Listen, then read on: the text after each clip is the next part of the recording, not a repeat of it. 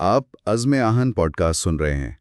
آج ہم مئی 2025 میں پاکستان اور بھارت کے درمیان جو کشیدگی بڑھی اس کا ایک گہرائی سے جائزہ لے رہے ہیں۔ جی بالکل، یہ واقعات کافی تیزی سے پیش آئے اور خطے پر اس کے گہرے اثرات مرتب ہوئے۔ ہمارے پاس مختلف خبر رساں اداروں کی رپورٹس ہیں، کچھ تجزیے بھی ہیں، اور مقصد یہی ہے کہ ان واقعات کو سمجھا جائے، دونوں ممالک کا رد عمل کیا تھا اور خطے کے لیے اس کے کیا معنی ہیں۔ تو آئیے کوشش کرتے ہیں اس پوری صورتحال کو سمجھنے کی۔ اچھا، تو ابتدا ہوئی 7 مئی کو۔ بھارت نے آپریشن سندور شروع کیا۔ جی، بھارتی موقف تو یہی تھا کہ یہ پلوامہ حملے کا جواب ہے، لیکن اطلاعات یہ بھی تھیں کہ ان حملوں میں شہری ہلاکتیں ہوئیں۔ پاکستان نے فوراً ان الزامات کو مسترد کیا اور تحقیقات کی پیشکش بھی کی۔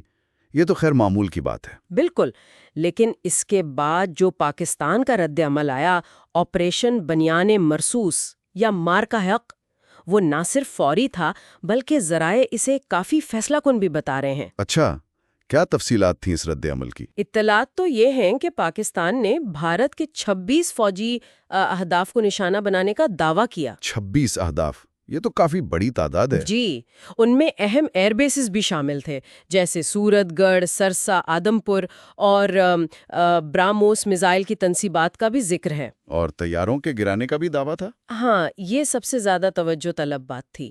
5 یا 6 بھارتی طیارے مار گرانے کا دعویٰ، اور کچھ رپورٹس میں تو یہ بھی آیا کہ ان میں جدید ترین رافیل طیارے بھی شامل ہو سکتے ہیں۔ رافیل، یہ تو بہت بڑا دعویٰ ہے۔ اس پر پاکستان میں سرکاری سطح پر کیا کہا گیا؟ وزیر اعظم شہباز شریف نے تو اسے 1971 کا بدلہ قرار دیا۔ اچھا۔ لیکن ISPR کی طرف سے جو بیان آیا وہ زیادہ محتاط تھا۔ انہوں نے کہا کہ یہ رد عمل نپاتلا، متناسب اور انتہائی تحمل پر مبنی تھا۔ یعنی ان کا زور اس بات پر تھا کہ صرف فوجی اہداف کو نشانہ بنایا گیا؟ بالکل، اور یہ کہ شہری آبادیوں سے خاص طور پر گریز کیا گیا، یہ ایک اہم نقطہ تھا ان کے بیانیے میں۔ تو اس نپے تلے لیکن بظاہر مؤثر رد عمل کے پیچھے کیا حکمت عملی تھی؟ کیا ٹیکنالوجی کا کوئی خاص کردار تھا؟ یقیناً، دیکھیں یہاں ٹیکنالوجی کا کردار بہت اہم نظر آتا ہے۔ ذرائع یہ بتا رہے ہیں کہ پاکستان کی الیکٹرانک وارفیئر یعنی EW صلاحیتیں، EW یعنی دشمن کے ریڈار اور کمیونیکیشن میں خلل ڈالنا؟ جی بالکل، رپورٹس کے مطابق پاکستان کے DA-20 جیسے طیاروں نے مبینہ طور پر بھارتی ریڈار اور کمیونیکیشن سسٹمز کو جیم کیا۔ اچھا۔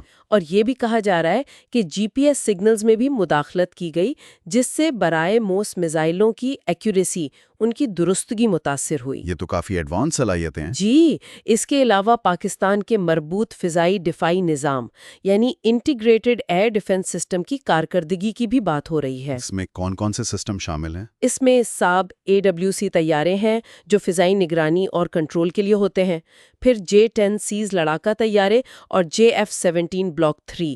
اور ان کے میزائل؟ جی، کہا جا رہا ہے کہ یہ طیارے طویل فاصلے تک مار کرنے والے PL-15 میزائلوں سے لیس تھے۔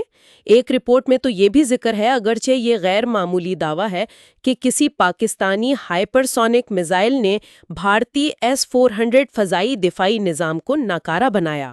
S-400 کو؟ یہ تو واقعی بہت بڑا دعویٰ ہے۔ اس کی تصدیق تو شاید مشکل ہو۔ جی، تصدیق مشکل ہے، لیکن ان دعووں کا سامنے آنا ہی اہم ہے۔ یہ ٹیکنیکل دعوے ایک طرف، دوسری طرف یہ بات بھی قابل غور ہے کہ 7 مئی کو ہی، یعنی حملے والے دن ہی، بھارتی chief of defence staff general Anil Chauhan نے نقصانات کا اعتراف کیا۔ جی ہاں، انہوں نے ٹیکٹیکل غلطی کی بات کی، اگرچہ انہوں نے طیاروں کی تعداد پر اتفاق نہیں کیا جو پاکستان نے بتائی تھی۔ لیکن اعتراف بہرحال موجود تھا۔ انہوں نے کہا کہ اہم یہ نہیں کہ جہاز گرے، بلکہ یہ کہ وہ کیوں گرے۔ بالکل، تو یہ اعتراف اور پاکستان کے یہ تکنیکی برتری کے دعوے مل کر ایک پیچیدہ تصویر بناتے ہیں۔ اچھا، پھر اتنی شدید کشیدگی کے صرف 3 دن بعد 10 مئی کو اچانک جنگ بندی ہو گئی امریکہ کی ثالثی میں۔ ہاں، یہ کافی تیزی سے ہوا۔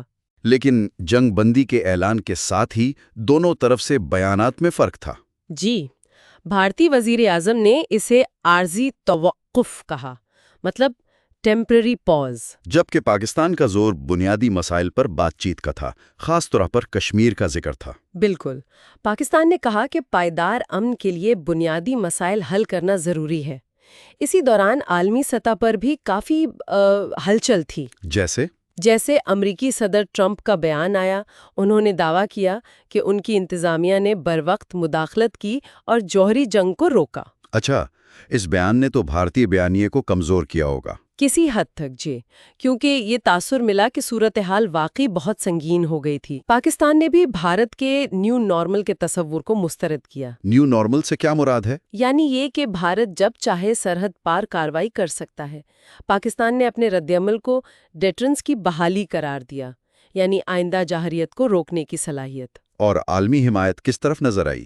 اطلاعات کے مطابق ترکی، سعودی عرب، چین، متحدہ عرب امارات جیسے ممالک نے پاکستان کے موقف کی حمایت کی۔ اور اسی دوران army chief general Asim Munir کو فیلڈ مارشل کے عہدے پر ترقی دی گئی۔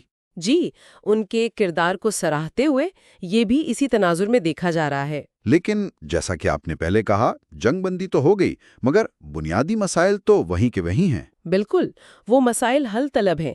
خاص طور پر ایک نیا اور سنگین تنازع کھڑا ہوا ہے سندھ طاس معاہدے کا۔ یعنی پانی کا مسئلہ۔ جی، بھارت کی طرف سے معاہدے کی یک طرفہ معطلی۔ پاکستان نے اس پر بہت سخت موقف اپنایا ہے۔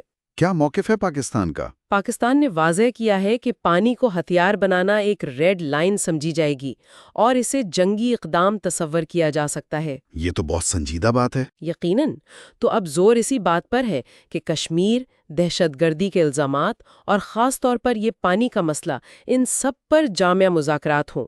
تو اگر ہم ان تمام واقعات کا خلاصہ کریں، جو رپورٹس و تجزیے ہمارے سامنے ہیں، ان کی روشنی میں کیا نتیجہ نکلتا ہے؟ دیکھیں، عمومی تاثر تو یہی بنتا ہے ان ذرائع کے مطابق کہ پاکستان نے نہ صرف اپنی خود مختاری کا کامیابی سے دفاع کیا، بلکہ اپنی فوجی اور خاص طور پر تکنیکی صلاحیتوں کا مظاہرہ بھی کیا۔ جی، اور اس سے خطے میں جو ڈیٹرنس کا توازن ہے وہ ایک بار پھر قائم ہوا۔ کم از کم پاکستان کا موقف تو یہی ہے۔ تو آخر میں ایک سوال ذہن میں آتا ہے، یہ جو مختصر مگر شدید تنازع تھا، اس میں ٹیکنالوجی کا جو استعمال ہم نے دیکھا، خاص طور پر الیکٹرانک وارفیئر، سائبر کے پہلو بھی شاید ہوں۔ جی، اس نے مستقبل کی جنگوں کی کیا جھلک دکھائی ہے؟ کیا اب جنگیں ایسی ہی ہوں گی؟ یہ ایک بہت اہم سوال ہے۔ لگتا تو یہی ہے کہ ٹیکنالوجی کا کردار اب فیصلہ کن ہوتا جا رہا ہے۔ اور دوسرا سوال یہ کہ کیا یہ موجودہ جنگ بندی، جو بظاہر تو نازک لگتی ہے، جی، کافی نازک ہے۔ کیا یہ ان جوہری پڑوسیوں کے درمیان کسی پائیدار امن کی طرف پہلا قدم بن سکتی ہے، جب تک کہ کشمیر اور پانی جیسے بنیادی مسائل حل نہیں ہوتے؟ یہ ملین ڈالر سوال ہے۔ جب تک بنیادی مسائل میز پر نہیں آتے اور ان پر سنجیدہ بات چیت نہیں ہوتی، پائیدار امن شاید ایک خواب ہی رہے۔ بالکل۔ تو یہ تھی مئی 2025 کی پاک بھارت کشیدگی پر ہماری تفصیلی گفتگو۔ صورتحال اب بھی بدل رہی ہے اور ہم اس پر نظر رکھیں گے۔